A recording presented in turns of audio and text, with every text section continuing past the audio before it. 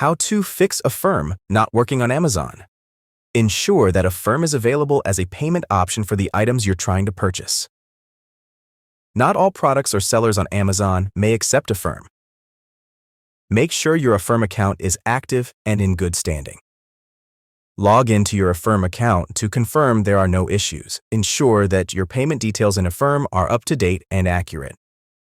Another issue is your pay in full transaction amount exceeded your spend limit. Your spend limit is based on your purchase and repayment history with Affirm. It's the maximum amount you can spend without requesting a payment plan before checkout. To find your spend limit, open the Affirm app and tap on the Card tab.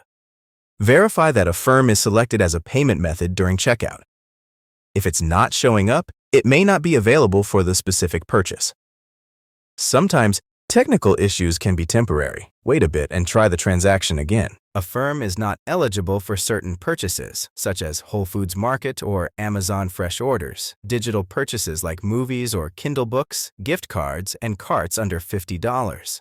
Affirm will not be available on Amazon checkout for purchases that aren't eligible. If you need further assistance, contact Affirm customer service. Thanks for watching.